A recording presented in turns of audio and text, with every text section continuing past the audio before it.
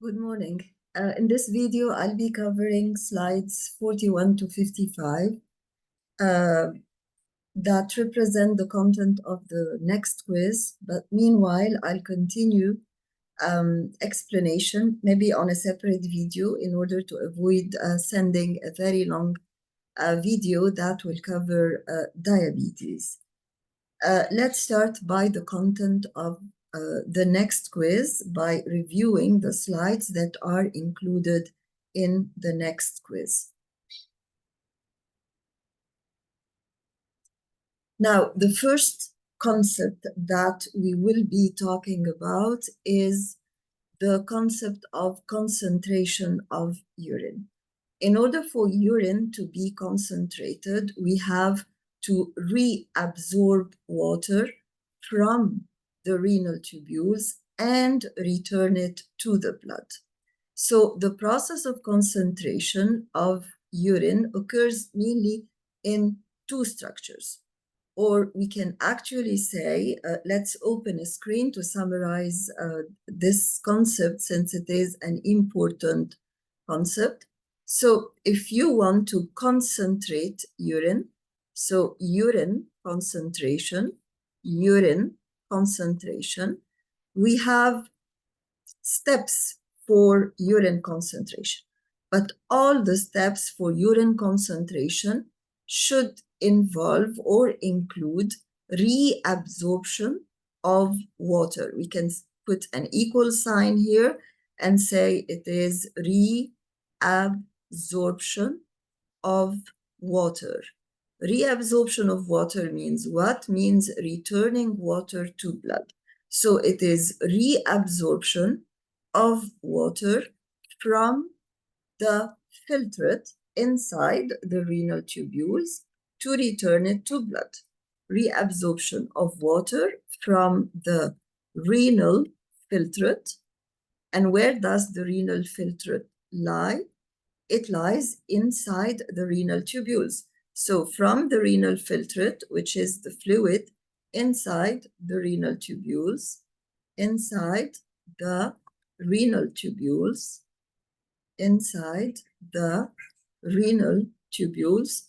whatever these renal tubules are, back into blood.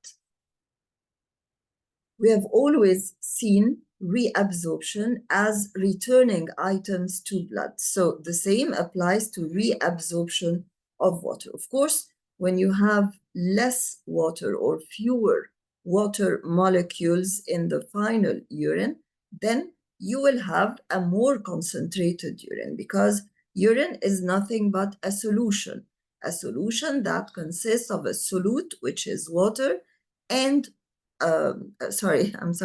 which consists of a solvent, which is water, and solute particles inside it, like urea, like uric acid, like sodium chloride, and so on.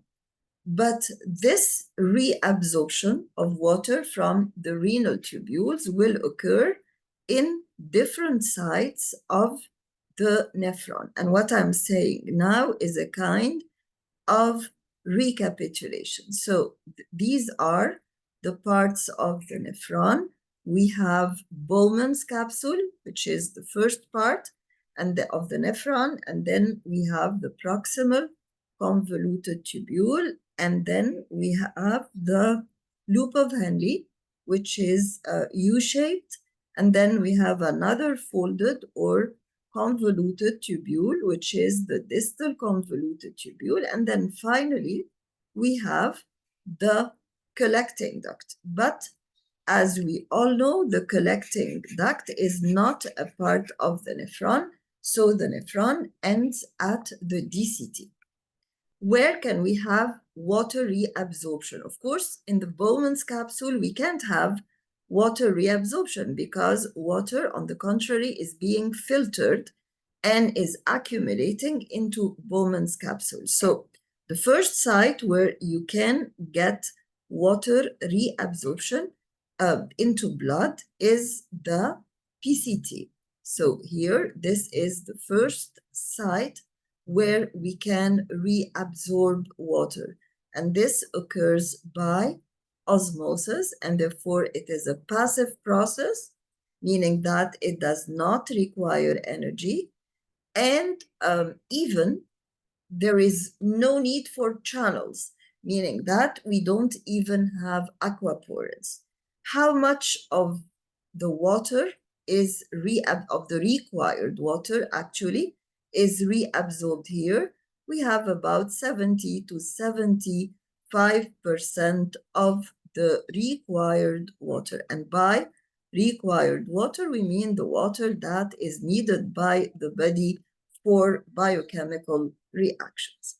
The second site where you can have reabsorption of water by osmosis is the ascending limb of the loop of Henle, because you know that there is a descending limb of the loop of Henle where a fluid is descending downwards into the renal medulla, and then we have an ascending limb. So actually, osmosis occurs in the ascending limb mainly occurs because the descending limb also carries out osmosis, but most of the water that is reabsorbed from the loop of Henle is from the ascending limb of the loop of Henle. And again, water is reabsorbed in the ascending limb of the loop of Henle by osmosis. What about the last part of the nephron, the DCT, and the collecting duct, which is not a part of the nephron? There is still reabsorption of water, but through channels, through water channels. So we will see these water channels in two sites.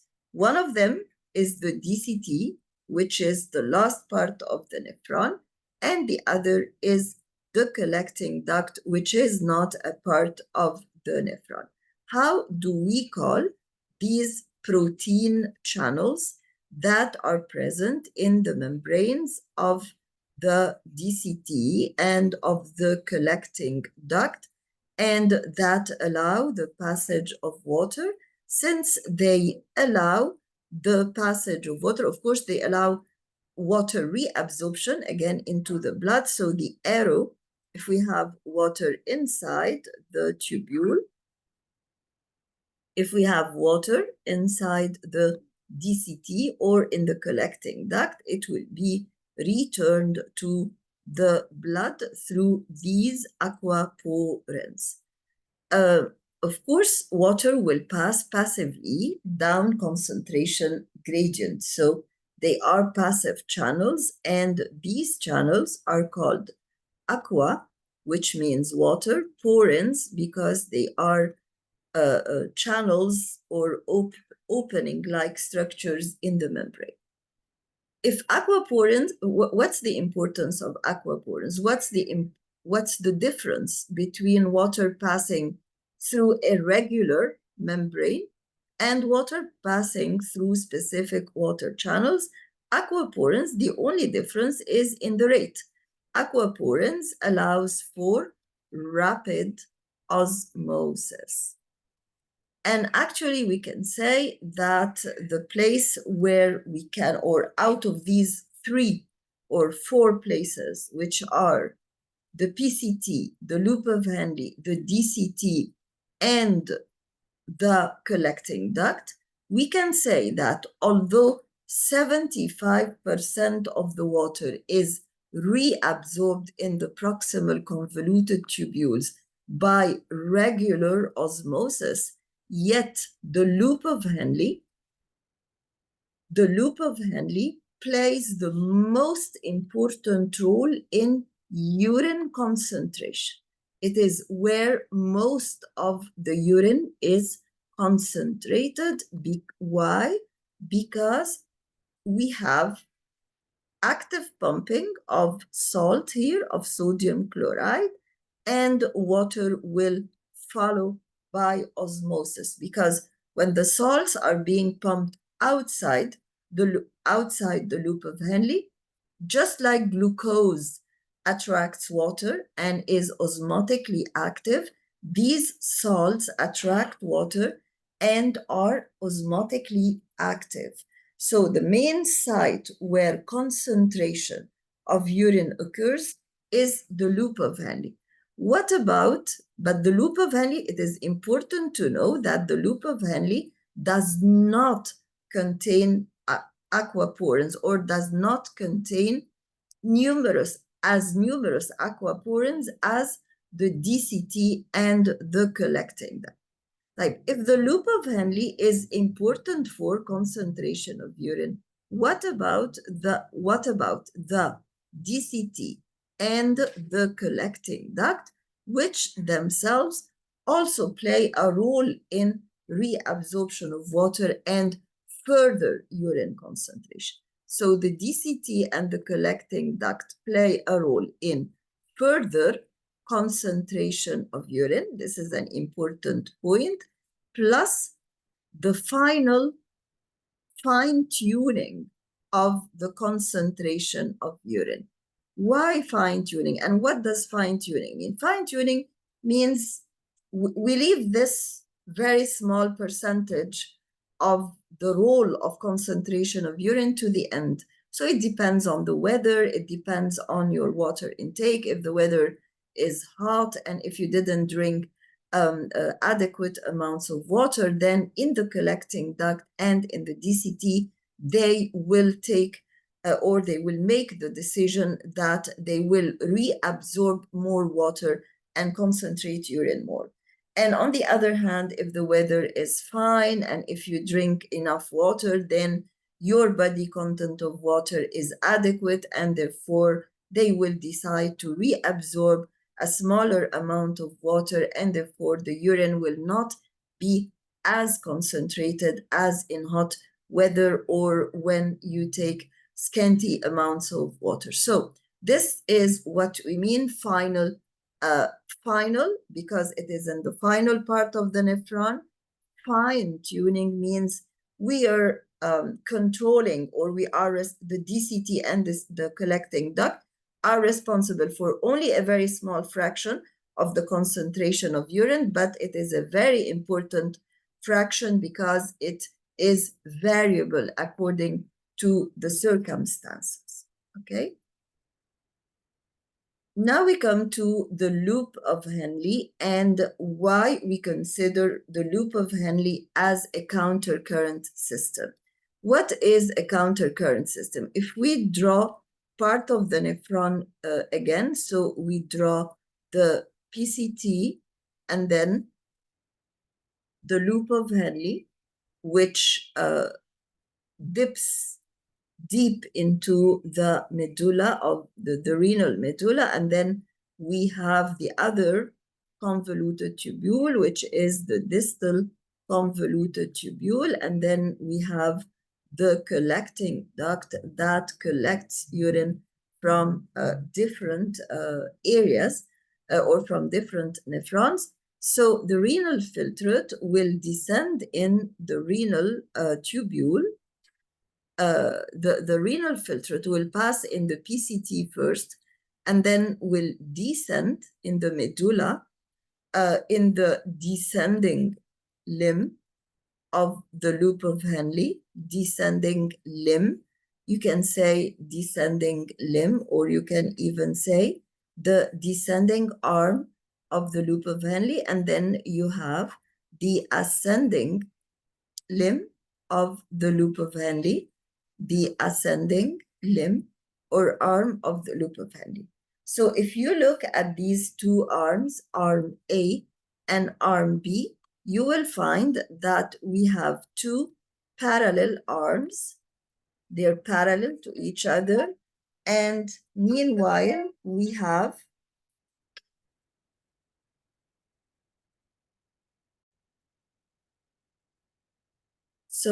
again, I'm sorry for the interruption. So the two arms are parallel.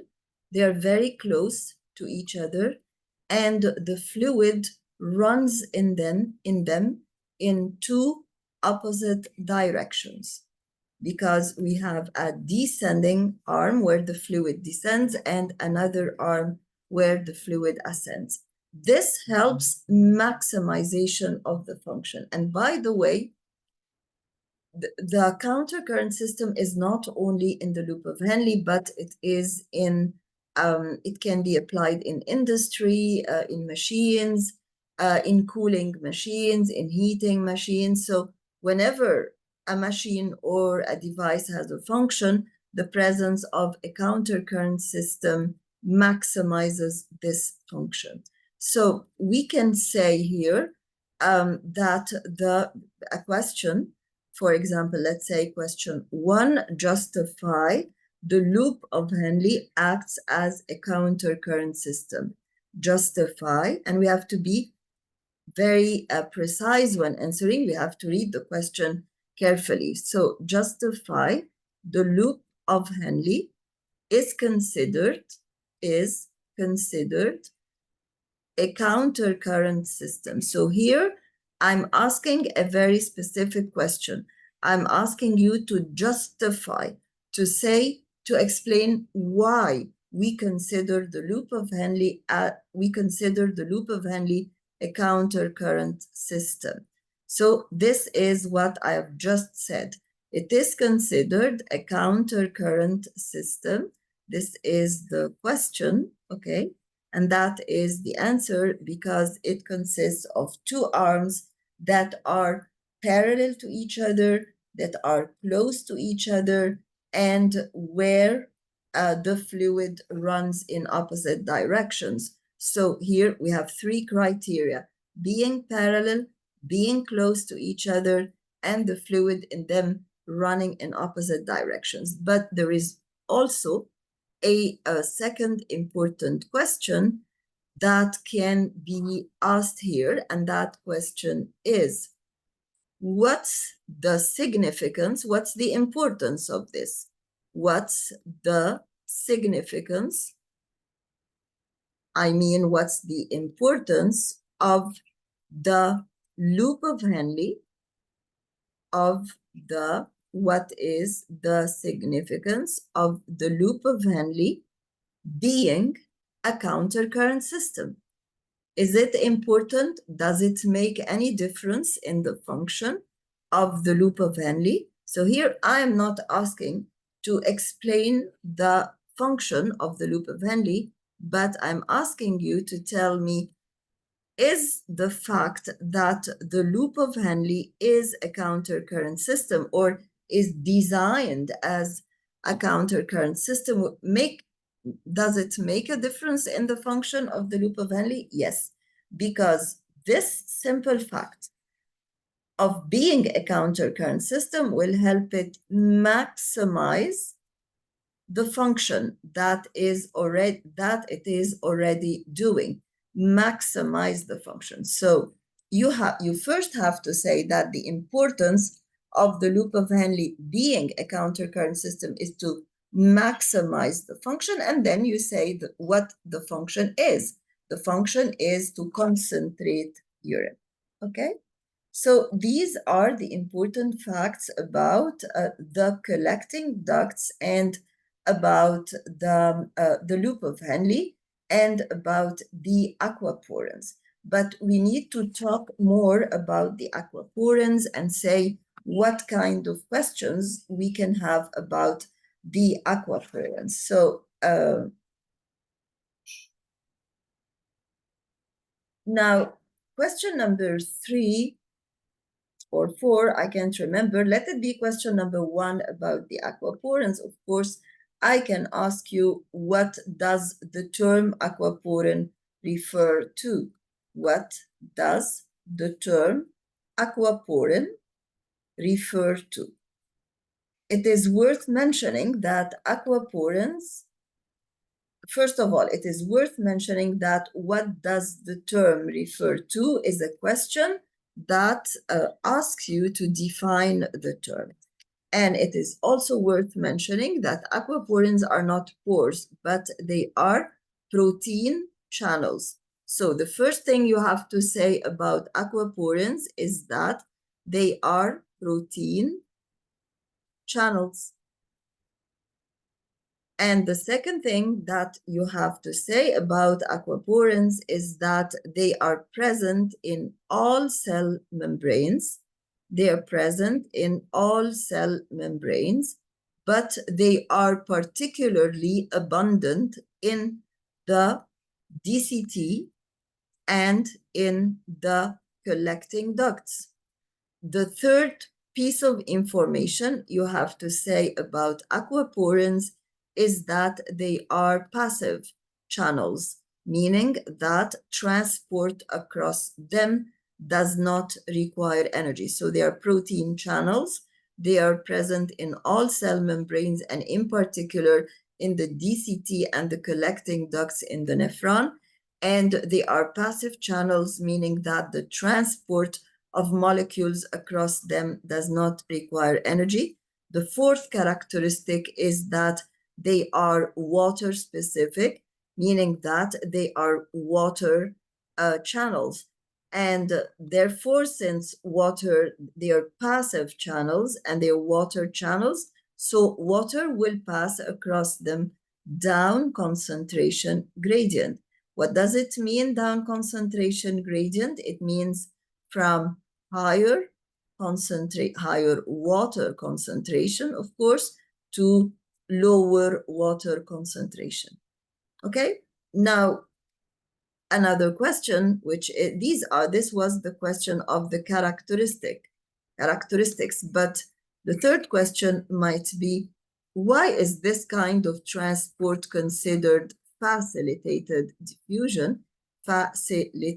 diffusion? This is because we used a protein channel. We know that in all passive transport, if that passive transport is without a protein channel or carrier, then we call it simple diffusion. But if passive transport is through a channel or using a carrier, then it is a kind of facilitated diffusion. And the last question about aquaporins is about the importance of the aquaporins. Of course, when the aquaporins open, they allow rapid osmosis. But that rapid osmosis is the usual osmosis that occurs down concentration gradient from higher water concentration to lower water concentration. So the main significance of aquaporins is the rapidity of transfer, is that it transfers water rapidly. And how is this important for the cell? It allows the transport of large water quantities, large water volumes in a short period of time, meaning that the rate of transport of water or reabsorption of water, because actually they help reabsorption of water, the reabsorption of water will increase. Now, it is worth mentioning that there is a fifth characteristic that we haven't mentioned about the aquaporins, which is that these aquaporins are under control of antidiuretic hormone. And the antidiuretic hormone, let's open a new screen. There are important pieces of information that we have to know about the antidiuretic hormone. Antidiuretic means prevents diuresis. So if we first explain the acronym, we would say that the A stands for anti, the D stands for diuretic, and the H stands for hormone. Okay? What is diuresis? Diuresis means increased urine volume. So if this hormone is anti-diuretic, so what is the net effect or the actual effect of the antidiuretic hormone? Definitely it would be against diuresis or anti-diuresis. So it will result in diminished urine volume because of increased urine concentration. And we will see how. Increased urine concentration. But of course, the effect of antidiuretic hormone depends on its level in the blood, the level of antidiuretic hormone in the blood. And the level of antidiuretic hormone in the blood will depend on many factors. These factors are, as we mentioned before, it depends upon the temperature or the weather. It depends upon your water intake. It depends upon the water losses from your body, etc. So these are the factors that affect the level of antidiuretic hormone in the blood. Actually, how does antidiuretic hormone act? So the first question was, what is the effect of the antidiuretic hormone? It diminishes urine volume and increases urine concentration. It's a hormone, and therefore it circulates in blood, and its level is variable according to the temperature, according to the water intake. And of course, the purpose of so this was the second question. And the third question, the broad purpose or goal of antidiuretic hormone is homeostasis. What kind of homeostasis? Mainly water homeostasis. Like, how does antidiuretic hormone work or act? Antidiuretic hormone affects mainly the aquaporins. The aquaporins. So whenever you have increased levels of antidiuretic hormone, this results in what? In opening aquaporins. So you will have more open aquaporins. You will have a bigger number of aquaporins that are open, more open aquaporins. Okay, if we have more open aquaporins will rapidly reabsorb water into blood. They will rapidly reabsorb water into blood. I needn't say into blood, of course. And if aquaporins are rapidly reabsorbed into blood, so there will be diminished, this is question 3, and there will be diminished water content in urine. There will be diminished water content in urine, which simply means that you will have a more concentrated urine. Of course, this flow chart is very important. You will have a more concentrated urine.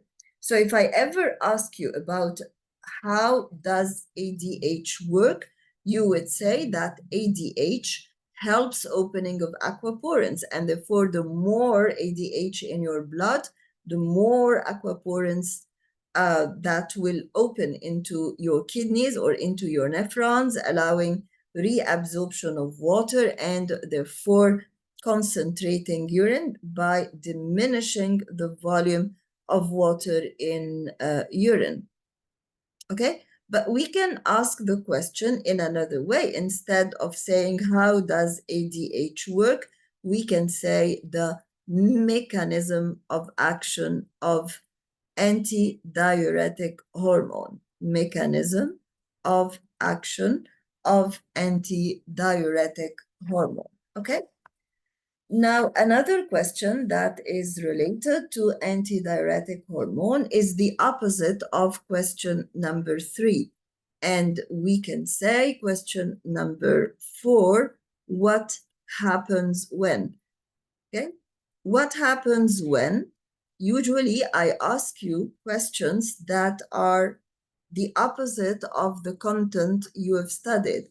So in this type of what happens when questions, I might ask you, what happens when the pituitary gland, of course, you know that the antidiuretic hormone is secreted by the posterior lobe of the pituitary gland.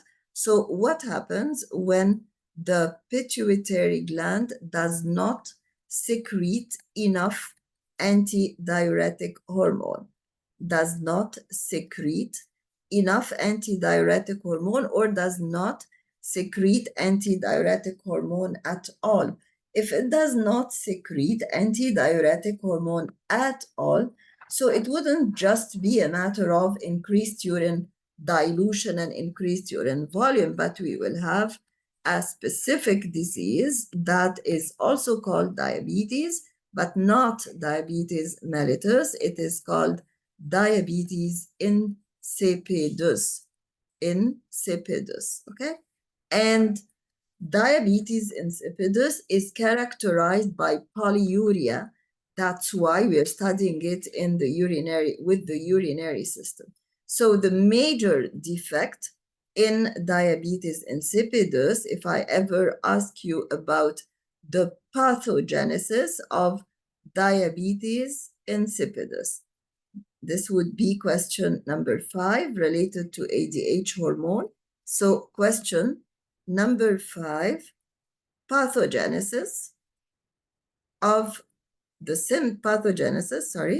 of diabetes insipidus, DI, diabetes insipidus. And when I say pathogenesis of a disease, I mean how the disease develops, how the symptoms and signs develop of the disease, how the symptoms and signs develop. Okay, so the whole story starts by no antidiuretic hormone or deficient antidiuretic hormone. Let's say no antidiuretic hormone. If there is no antidiuretic hormone, then there will be closure of the aquaporins, or the aquaporins will not be open. There will be closure of the aquaporins, or the aquaporins will not be open. And if the aquaporins are not open, then there will be no reabsorption of water. No reabsorption of water by what? By the parts of the nephron that contain the greatest number of aquaporins, which are the DCT, which is the DCT, but also the collecting duct. And if water is not reabsorbed, then this water will be lost in urine. So we have loss of water in urine, and the urine will be very diluted. It will be very similar to water. It's very clear urine that almost looks like water. It is very diluted urine, and of course the patient would suffer from polyuria. This is all what you have to say about question 5, or the pathogenesis of diabetes insipidus. I'll pause for a while and then resume. Hi again. Now that we have finished almost all the questions that are related to the process of concentration of urine, we are going to start a new section on the disorders of the urinary system, and we're going to discuss mainly the famous symptoms and signs. We will start by dysuria. As we said before, the prefix dys means, let me check that I'm recording. Okay. So the prefix dys means difficult, and uria means difficult micturition. So dysuria is essentially a term that we use as medical doctors to indicate either micturition that is painful, meaning that whenever you micturate or you try to void your urinary bladder, you feel pain in the region of the urinary bladder in the lowermost part of the pelvis, the lowermost part of the abdomen, which is the pelvis, or you feel a burning sensation. So this is dysuria. And if the patient suffers from this kind of burning sensation during micturition, or the feeling of a cramping pain at the lowermost part of the abdomen, this is usually due to inflammation of the urinary bladder, which we call cystitis. If we divide the word, so what, of course, I can ask you, what does the term cystitis refer to? So it is the first question that you might be asked. Cystitis refers to, of course, itis means inflammation, and cyst means a sac that is filled with fluid. And of course, we refer to the urinary bladder. So cystitis refers to inflammation of the urinary bladder. Of course, this cystitis, the causes of this cystitis, this can be another question. The commonest cause of cystitis is bacterial infection, meaning that you catch an infection, and usually it is an ascending infection, meaning that you use, for example, a toilet seat that is not well disinfected, and the bacteria ascend from the air, from the external environment, from the toilet seat. It ascends up your urethra until it reaches the urinary bladder. This kind of infection we call ascending infection, meaning that the bacteria are coming from outside the body, and then they ascend through your urethra and reach the urinary bladder, of course, that is connected to the two ureters.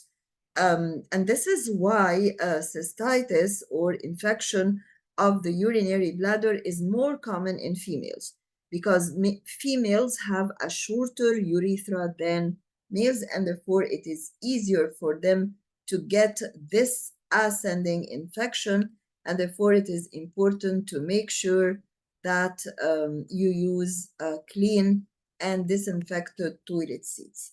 But there are people who get, but we haven't mentioned this in class, that get chemical inflammation of the urinary bladder.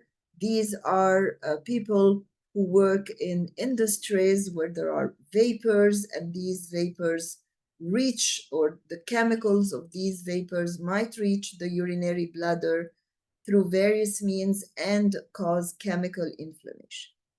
What is the clinical picture? If I ask the question number 3, if I ask about the clinical picture of dysuria, I mean, you have to mention symptoms and or signs of the of cystitis, meaning that you will say what the patient complains of or what the doctor finds on examination. So number 1, of course, the first symptom is dysuria. I'll open a new screen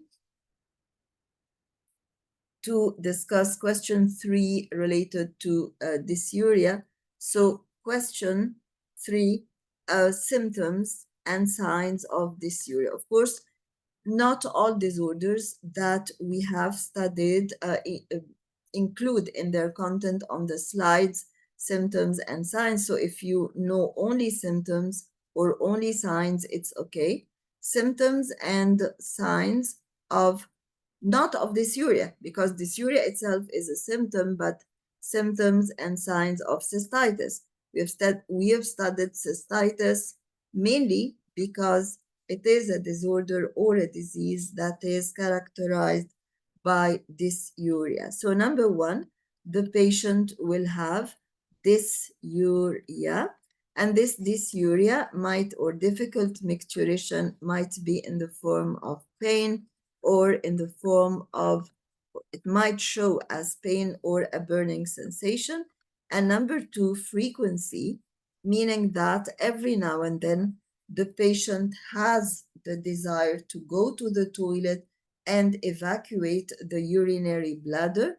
However, paradoxically, the patient gives out very small volumes of urine or drops even of urine, very scanty urine volume, very scanty urine.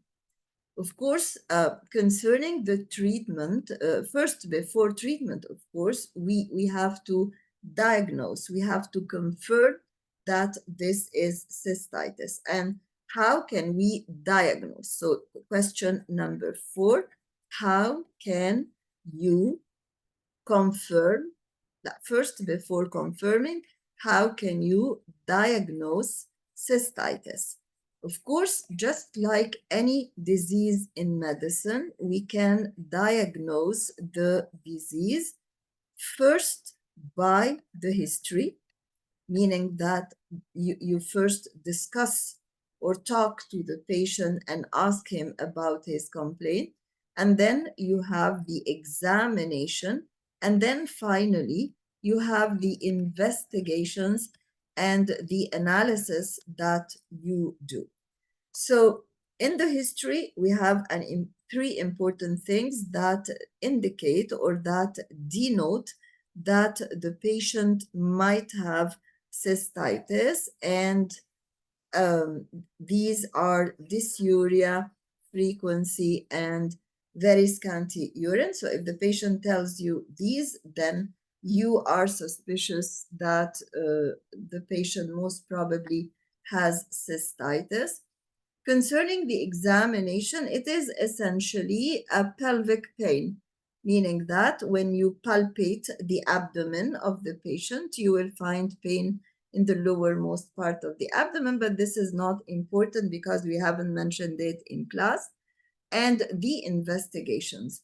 The investigations are essentially done to confirm the diagnosis. And the most important investigation in such a case is urine analysis. If you do an X-ray, you wouldn't find anything relevant most of the time, unless there is an underlying pathology type. The next question, therefore, would be, what does urine analysis reveal in case of cystitis?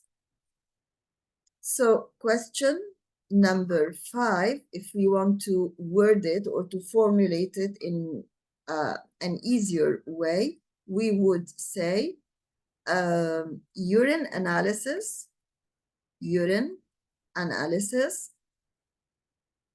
findings, urine analysis, findings. Of course, we're talking about cystitis. Urine analysis, findings in cystitis. So the urine analysis finding in cystitis are, number 1, there are multiple findings. Number 1, you might find bacteria in urine, which is bacteriuria. And bacteriuria itself can be a question, because I might ask you, what does the term bacteriuria refer to? So bacteriuria refers to the presence or the appearance of bacteria in urine. The second possible finding is pyuria. And pyuria itself is a question. What does pyuria refer to? Pyuria refers to the presence of pus cells in urine. So you might find both, by the way, because bacteria are attacked by white blood cells. If you have bacteria in your urine, they will be attacked by your white blood cells, by your immune system, and then these white blood cells will die and form pus cells. So bacteriuria, if I ever ask you about the definition, it means bacteria in urine. These are two important findings, but I might ask you about pus cells. So pus cells, as you all know, are dead white blood cells, dead white blood cells. But in order for you to say that the patient has pyuria, there should be at least 5 pus cells per high power field of the microscope The high power field is the field you're watching through the high power of the microscope. It looks like a circle. You look through the lens and you count the number of pus cells. And in order for bacteriuria to be diagnosed, there should be more than 100 bacteria per high power field. The other symptom that the patient might suffer from is polyuria or increased urine volume. Of course, when there is an increased urine volume, there are consequences. There will be frequency, but this frequency differs from the frequency of cystitis, because in cystitis, there is frequency with a very small urine volume, whereas in polyuria, it is frequency because of a large urine volume. So we have frequency, and usually in polyuria, we have diluted urine. Why? Why do we have a diluted urine? Because usually the increased urine volume is due to increased water content of the urine.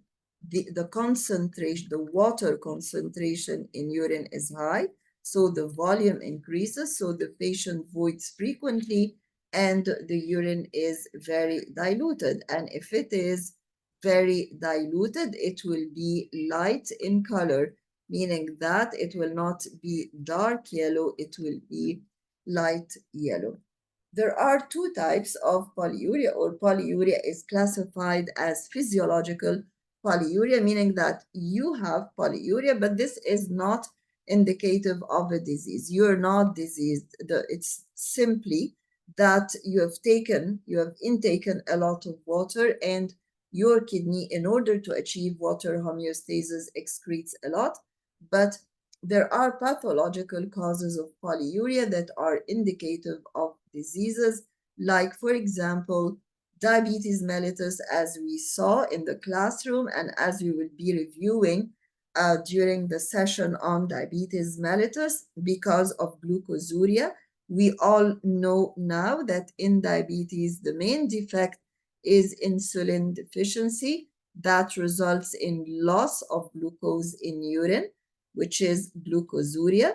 So glucosuria is the result of insulin deficiency, or in other words, insulin deficiency is the cause of glucosuria or the appearance of glucose in urine. Each part of these can be a question. I might ask you about the cause of polyuria, so you would say glucosuria, and I might ask you about the cause of glucosuria, so you would say insulin deficiency.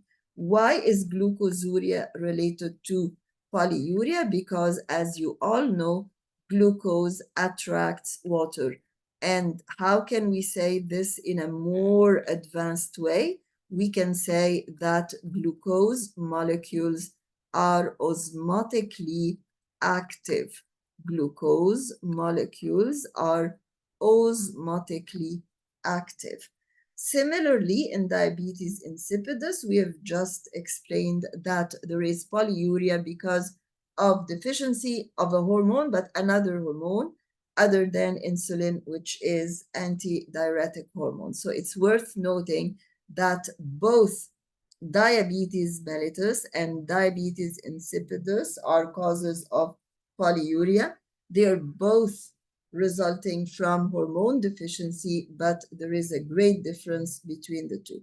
So if you want to write down or summarize two major similarities between diabetes mellitus and diabetes insipidus, we would say that both are characterized by polyuria, both are characterized by large volumes of urine, and both are due to hormonal deficiencies. Okay. A third cause is the early stages of renal failure. What is renal failure? Renal failure, it is, if I ever ask you to define renal failure or what's meant, or ask you what's meant by renal failure, you would say that both and you have to say both and highlight this, both kidneys stop functioning, stop completely functioning. Not only one kidney stops functioning, because if one kidney stops functioning, the other kidney will take over.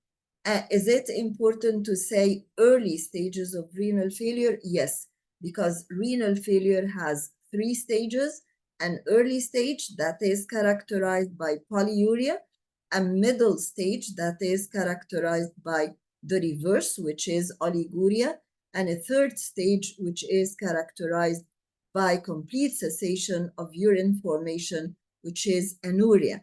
And this is very important to remember. So here, if we talk about renal failure, of course, you know that renal is an adjective that denotes anything related to the kidney. So we have an early stage, let's recap, an early stage that is characterized by increased urine volume or polyuria. And then we have a middle or intermediate. When I say intermediate, I mean a middle stage that is characterized by oliguria, which is the opposite of polyuria, which is diminished urine volume, and a third stage, which is the terminal stage before death, which is characterized by no urine formation at all. And that's why when we move on to oliguria, which is diminished urine volume, just like we divided oliguria in, first of all, that's why, because based on what we have just said on the previous slide, oliguria, as you see, is related to the intermediate stages of renal failure. But there is another physiological cause of oliguria. If you don't drink enough, if there is decreased water intake or starvation for a reason or another, then you will have, you will show oliguria and diminished urine volume. Of course, here there is decreased urine volume, and it is mainly concentrated urine because of diminished water content of the urine. Diminished water content of urine. There is another important point that you should know for oliguria and polyuria in renal failure. We said that in renal failure, we have 3 stages, but let's consider the first 2 stages only. So in polyuria, we have very dilated urine, very diluted urine. And urine is very diluted because there is a certain failure in kidney function. The kidney fails to concentrate urine. So if the kidney fails to concentrate urine, then urine will be diluted. This occurs in the early stages of renal failure. But in the middle stages of renal failure, we have the opposite, which is oliguria or diminished urine volume. And it is due to another type of failure, which is failure to dilute. Because if you fail to dilute urine, then your urine will be concentrated. Anuria, as we said, is no urine at all, and it occurs in the terminal stages of renal failure. And as we said before, you need to purify the blood yourself. You need to filter the blood yourself because the kidneys cannot filter the blood. So you will use external filters, and these external filters are of 2 types. We have hemodialysis and peritoneal dialysis. In general, what does the term dialysis mean? The term dialysis means separation of certain components from the blood. So just like filtration means separation of certain molecules from the blood, but dialysis can occur using your blood or the blood of the patient, in which case we call it hemodialysis, or using the peritoneum, and in which case using the peritoneum. Let me first say that in hemodialysis, the blood of the patient comes out of the human body, but meanwhile you use an artificial membrane for filtration. So in hemodialysis, it is first called hemodialysis because the blood of the patient leaves the body and goes through the machine. That's why it is called hemodialysis. And the second difference is that you use an artificial membrane outside the body for dialysis. But in peritoneal dialysis, there is no blood that leaves the patient and there is no artificial membrane, but the membrane is your own peritoneum or the peritoneum of the patient. Of course, we have to mention that you might be asked which of them is more efficient. Of course, hemodialysis is more efficient. More efficient in doing what? More efficient in restoration of the normal composition of blood, more efficient in getting rid of the unwanted substances, more efficient in adding the substances that the blood needs. So the main purpose of hemodialysis is, number one, to filter out toxic substances as usual, but this machine does something that the kidney does actually, but we haven't studied, is to add deficient items to the blood of the patient, because sometimes in long-standing renal failure, the patient, for example, has low levels of calcium, or low levels of any other mineral or any other ion or molecule. So the purpose is to restore these substances to normal.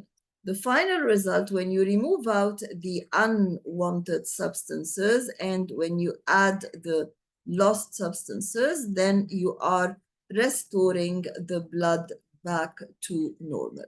But it's worth noting,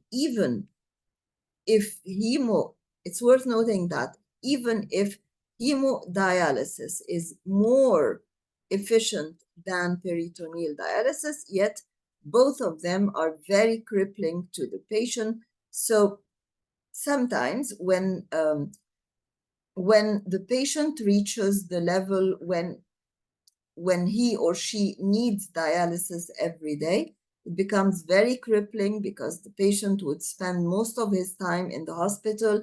So we refer to renal transplantation, which is a surgery. And in that surgery, we keep the non-functioning kidneys in place. We don't remove them, but we transplant a new kidney that is given from a donor.